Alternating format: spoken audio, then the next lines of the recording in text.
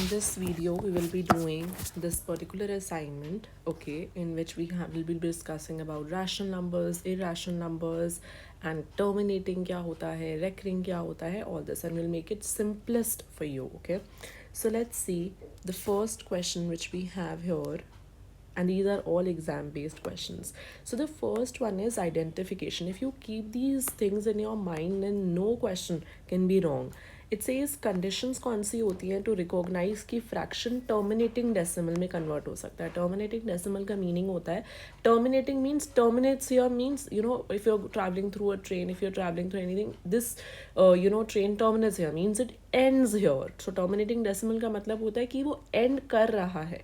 So how do we identify that it is ending? If the denominator of that fraction only has the powers of 2 and 5, none other than that. Okay, सिर्फ 2 and 5 अगर denominator में है, that means वो terminating decimal है.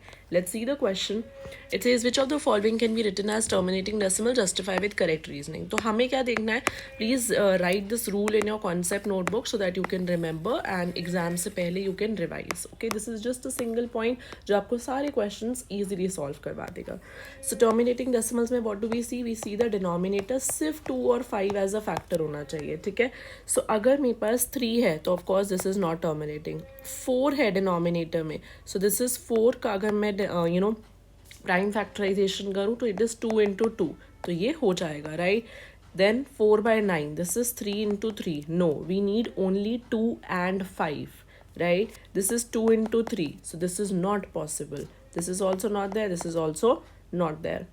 Then we have 8. This is 2 into 2 into 2. सिर्फ prime factors देखते हैं. Okay, prime factors कौन से नंबर्स होते हैं जिनके सिर्फ और सिर्फ 2 फैक्टर्स होते हैं, जो सिर्फ 2 टेबल्स में आते हैं, which is 1 and the number itself, जैसे 2, 3, 5, 7. Okay, so 7 is there. So 7 तो हमें नहीं चाहिए, 7 खुद एक प्राइम फैक्टर है. हमें सिर्फ क्या चाहिए? 2 और 5, that's it. Then here we have only 5, so 3/5 is also an answer. So we have 3. तो हमने क्या learn किया था? In terminating decimals we only need denominator में factors as 2 या फिर 5 या दोनों भी हो सकते हैं. Okay? But now the other one is recurring decimal. Recurring decimal क्या होता है? Recurring decimal is जो आपका repeat हो रहा है. ठीक है, बार बार रिपीट हो रहा है. जैसे 0.2 डैश मतलब यहाँ पे 2 रिपीट हो रहा है. 0.36 डैश मतलब 363636 रिपीट हो रहा है, राइट. सो रेकरिंग डेसिमल्स की क्या आइडेंटिफिकेशन होती है? ये 1 मार्क का क्वेश्चन, 2 मार्क का क्वेश्चन आते हैं, and you have to write the reasoning as well, then only you will get full marks in criterion. So repeating, right, we need 2 और 5 के अलावा कोई एक प्राइम फैक्टर हो तो वो रेकरिंग डेसिमल होता है. ठीक है, at least 1 prime factor other than 2 और 5. 2 और 5 के अलावा कोई एक फैक्टर हो गया, देन इट मीन्स कि वो रेकरिंग है. So let's see the question which we have this one as recurring decimal. So हमें क्या चाहिए? 2 और 5 के अलावा कोई अदर प्राइम फैक्टर्स चाहिए. कौन कौन से होते हैं? 3, राइट. वी कैन टेक 7 बिकॉज 5 तो नहीं चाहिए, राइट. अब 5 है तो कोई प्रॉब्लम नहीं है, बट उसके अलावा भी चाहिए. 3, 7, then we have 11. Okay, so for example 12. So 12 का अगर आप प्राइम फैक्टराइजेशन करते हो, 2 की टेबल में 12 कब आता है? 2 times 3, then 3, 1. So we have 3 as well. 3 is a prime factor, yes or no? So this is recurring decimal. Okay, this is 5/12 is recurring. This is 5 into 5, तो नहीं आ रहा है 2 और 5 के अलावा. This is 2 into 7, तो of course 7 आ गया, right? So 3/14 is valid, 5/12 is also valid. Then 5/16, 2 into 2, 4 into 2 into 2. So this is also not possible because यहाँ पे सिर्फ और सिर्फ क्या आ रहा है आपके पास? 2 आ रहा है. We need other than 2 and 5. 32.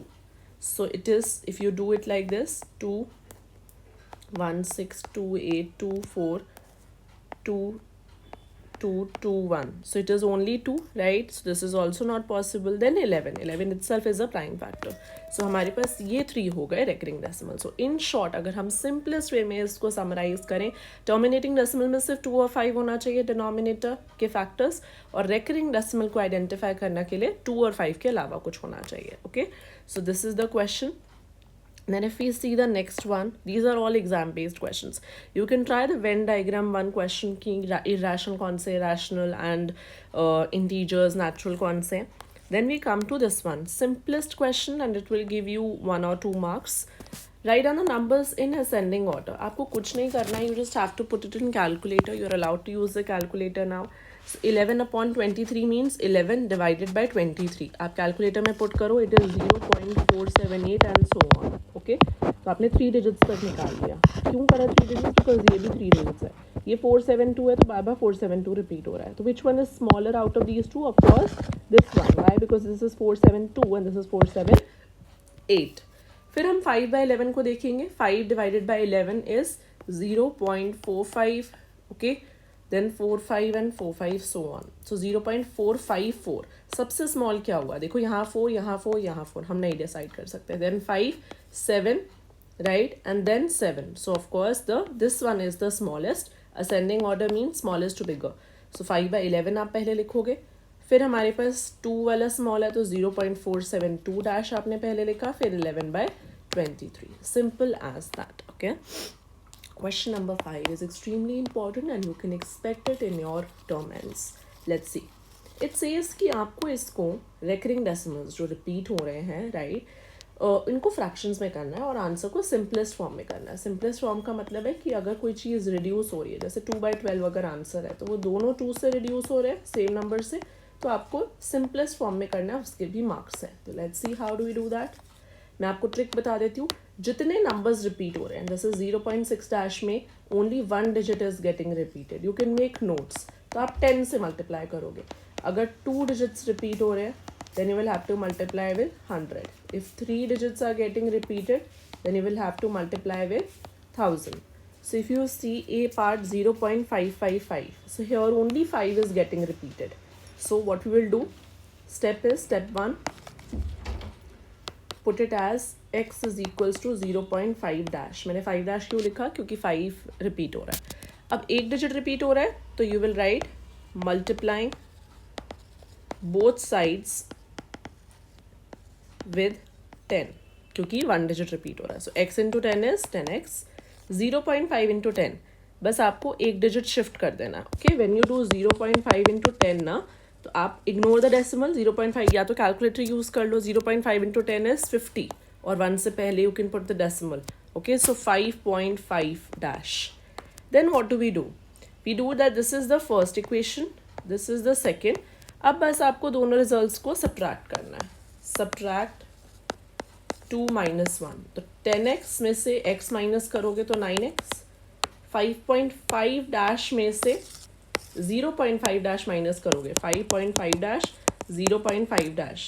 So it is 5, right? And it is x is equals to 5/9. मैं आपको एक ट्रिक बताती हूँ ओरली कैसे आंसर चेक करते हैं. And it is valid in most of the cases. अगर 0.5 डैश है, आपको पता है ये एक बार ही कोई चीज़ रिपीट हो रही है, राइट? तो डिनोमिनेटर 9 होगा. अगर 0.56 होता, 2 डिजिट्स रिपीट हो रहे हैं, डिनोमिनेटर 99 होता. These tricks will really help you in maths. बहुत इंटरेस्टिंग हो जाएगा. 2 टाइम्स रिपीट हो रहा है 99, 3 टाइम्स रिपीट हो रहा था कुछ, तो आपके पास डिनोमिनेटर 999 होता. ठीक है. And here the numerator remain same. यहाँ 5 हो जाता, यहाँ 5 6 हो जाता, यहाँ 5 6 7 हो जाता. Okay, so 1 digit 9, 2 digit 99, 3 digit 999. Numerator remains same. These are the tricks which you can write and it will help you. समझ आप लोग लोगे, कॉन्सेप्ट्स नहीं बनाओगे तो फिर प्रॉब्लम हो सकती है.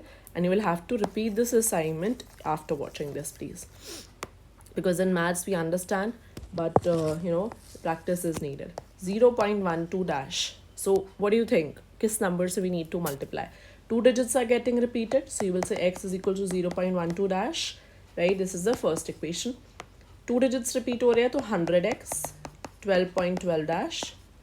Okay, then what do? We just subtract 2 minus 1. So 100x minus x is 99x. 12.12 divide minus 0.12 is just 12.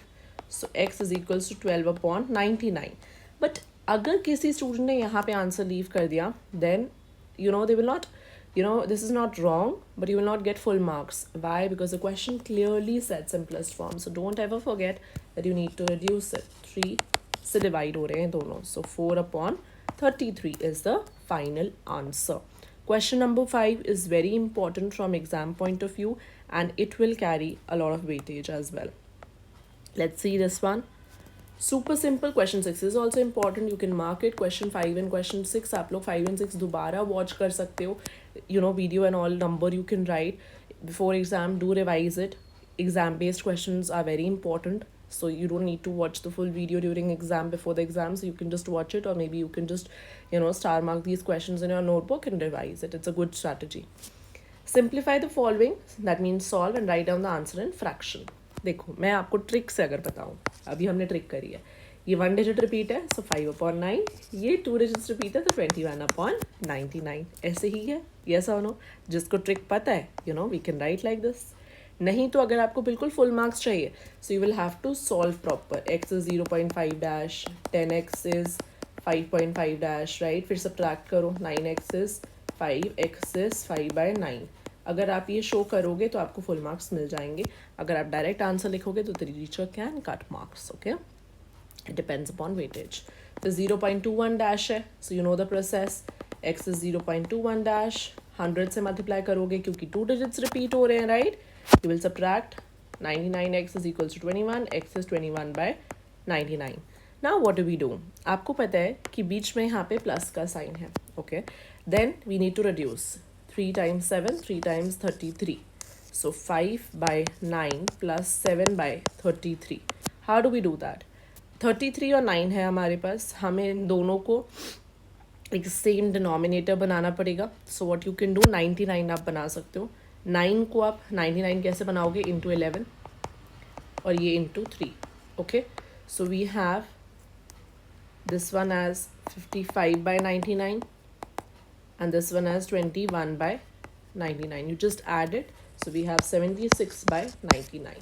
Question number 5 and 6 extremely important from exam point of view. Okay,